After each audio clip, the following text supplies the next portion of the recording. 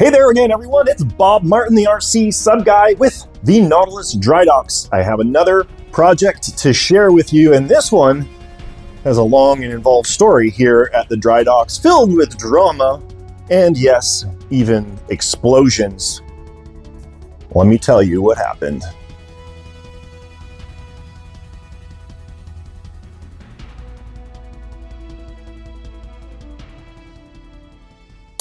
What we have here is the Flying Sub from Voyage to the Bottom of the Sea. Now, this is not a commercially available kit. This was, as far as I understand it, a one-off that was commissioned by the owner and provided to him. Now, it was given to us in a state where there was a bunch of internal components and a quasi-finished hull, and he asked us to finish it and provide it back to him. At the time, everything looked pretty good. There was an internal waterproof box that was created, and I'll see if I can put a picture of that up in the video here. Unfortunately, as our work progressed on the boat, we determined that this waterproof box scenario was not applicable to this particular boat. It had a lot of quirks and design features that unfortunately meant we had to scrap that idea and go with a new solution that we came up with after testing the old one. So this is a fiberglass hull. Access to the interior is via this center section, which is held down magnetically.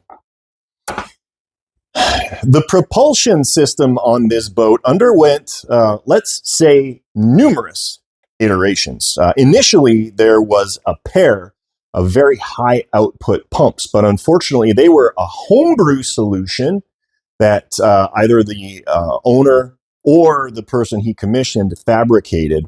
The motors themselves were excellent, but unfortunately, the flow rates weren't calculated correctly. So when the motors kicked on, they did not have sufficient flow passages to allow the water through, which actually built up massive amperage in the motors to the tune of 30 amps per motor, 60 amps in total, and that resulted in some exploding electronic speed controllers, which, as you can imagine, was highly exciting.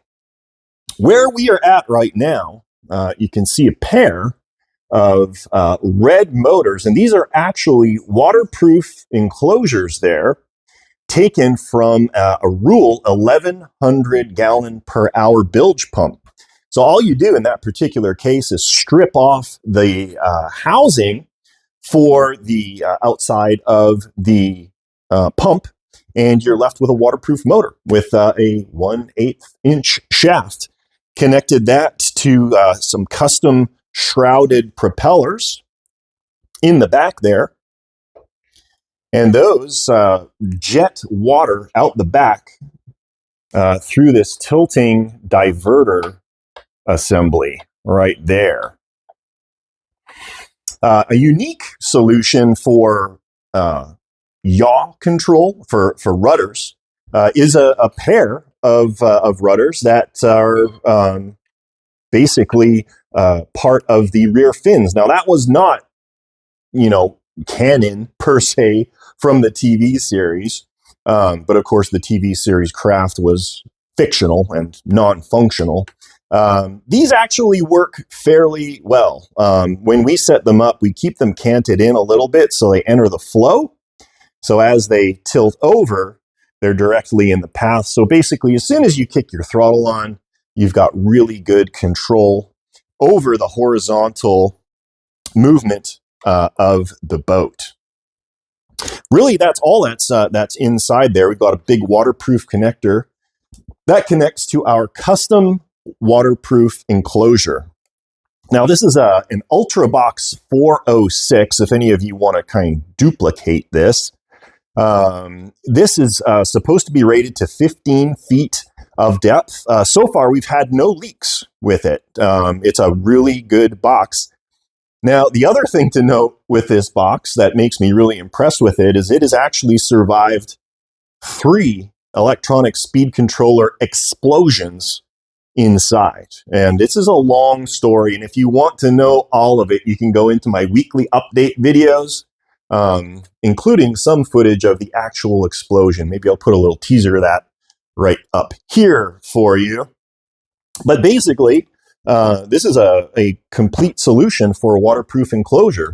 Just open this up and you've got full access to the interior without needing to undo a host of bolts or clamps or anything like that.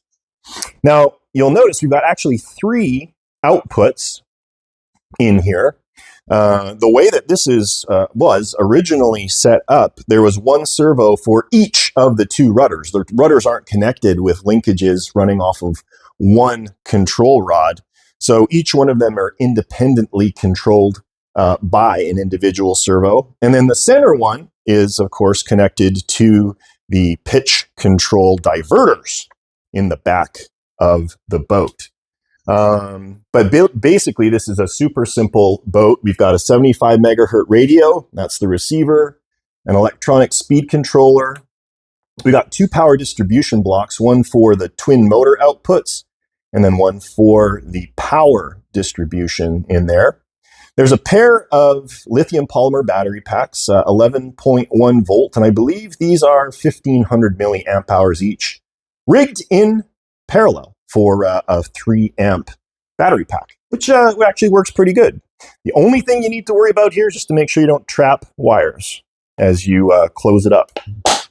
But it is as easy as that. The other feature in here, we do have a little hose sticking out. So you just uncap this, you can put the whole thing underwater, give it a little blow, a very little blow, and check for leaks. And the reason I say very little is because there's actually an overpressurization valve in here, which is really what saved this unit when those electronic speed controllers went Nova on it. Otherwise, the whole thing would have just exploded like a grenade, which would have been really, really exciting. Now that I've given you an overview of everything in here, let me walk you through what it looks like to set up the box inside the boat.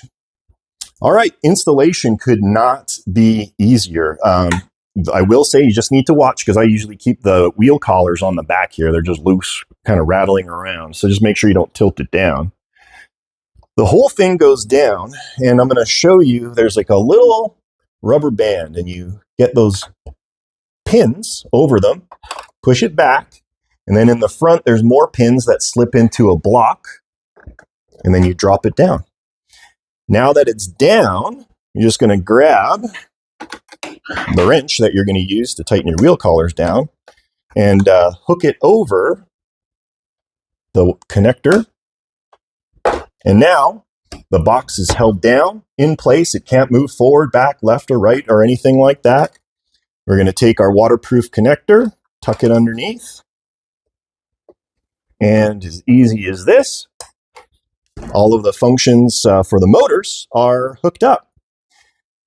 Then we're going to take our wheel collars and slip them over the rods for both the rudders and the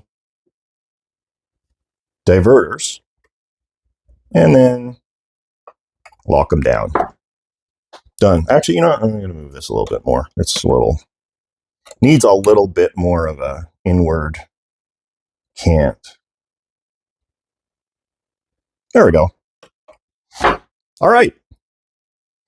We're just going to take our test hose and tuck it in there. You know, the owner could actually, if you wanted to, replace that really long hose with a short one with a cap. And that way you don't need to worry about it. You can just replace it if you need to test it. And that way you don't need to worry about all the hose sticking around and everything. Last thing you need to do is grab your flotation foam. And this is, you can see magnets in here. And there are some steel washers in there. And this just magnetically clicks right in place. As easy as that. Whole installation took maybe 2 minutes. Not a big deal at all. Let's fire up the radio and the boat with a waterproof switch right in the front there. You see our big floodlights came on, indicating the power on status. And now we can give our controls a little wiggle and make sure everything works. There's our rudders and our diverters, and of course, throttle.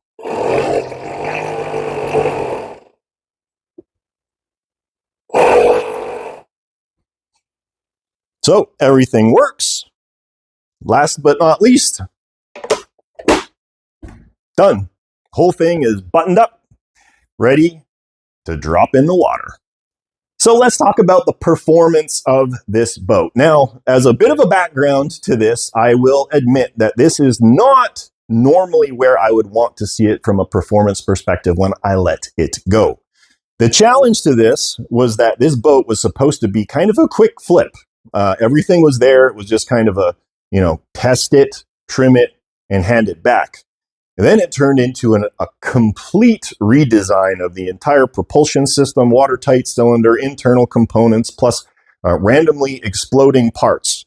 So therefore, the amount of time invested was exponentially more than what was initially budgeted for. This negatively impacted my entire build queue, but that's neither here nor there. All that said, it is completely functional and actually works really well. It is ballasted such that basically only the very top of the hull protrudes from the surface of the water. So it's very, very close to neutral buoyancy, was what you want for really easy submerged control. You want a little bit of positive buoyancy so that if anything happens, it will float back to the surface on its own volition. Now, initially, when we were testing this, there was a lot of problems with being able to get enough water flow into these motors to allow for sufficient thrust. It was actually creating a vacuum inside the hull, which isn't a good thing. So we made a lot of modifications. And you can see on the bottom there, some very large meshed openings. And then also in the front, we opened up the side intakes there, and we put some more stainless steel mesh behind that. And even that wasn't enough. And so we opened up the windows, and we're just going to pretend they're really, really clean. The staff of the Seaview are out with Windex a lot to clean these windows, so much that you can't even see them. At least that's our story, and we're sticking to it. With that being the case, there is a lot of flow now feeding those motors, which actually gives it a pretty decent turn of speed on the water. Turning performance is actually pretty good. Surprisingly, when you kick it over, it begins turning, and then after about 1 or 2 seconds, it really begins turning. So it's like it almost needs to get some momentum up to start that rotational movement about its center axis. The one thing that I think could probably use a little bit more work is the pitch control, or the pitch authority. Now these do tilt, and there is a lot of water flow going through them, but it doesn't give you a massive amount of control over the pitch of the boat. It's sufficient to dive and operate and move under the water, but not enough to, tilt it down on its nose or point it up to the surface, which is maybe something that you might want. The new owner could potentially add some flaps connected to these diverters to increase the surface area for that water flow. I think that would be a quick and easy solution that would provide a little bit more authority for those diverters. But all in all, particularly because of its speed, size, it has a lot of presence under the water and is actually a lot of fun to operate. The last thing I want to touch on that I really appreciate the customer taking the time to invest in is proper storage and transport cases for his boat. Now, these are supplied to us. What I love is they're yellow. They match the boat. It's super cool. So he's got a hard-sided plastic case, not only for the transmitter, but obviously for the boat as well. So custom foam inserts. Boat goes in. When this goes down, that foam presses down on it, locks it in place, and it just can't go anywhere. I can't stress enough that proper storage and transport cases are really, really important to protect your RC submarine investment You should make sure you allocate the time and money into sourcing or building a proper case for your boat when you're storing it at your home or bringing it to and from the pond. Well, there you go. I hope you enjoyed this build. Certainly, while I would love to say we had a blast building it, it was full of many challenges, and there was a period of time I did feel like drop kicking it into the bushes, but I am glad that we persevered, got this thing operational, and now ready for its new owner to take delivery and apply the depths of his local ponds and pools. If you like what you saw here, please, I do urge you, like and subscribe this video. It helps us out at the dry docks a lot. If you have any comments or questions, drop them down below. We'll get back to you as soon as we can. You can always reach out direct, bob@nautilusdrydocks.com. And with that, I am going to let you go. You have a great day, and we'll catch you next time.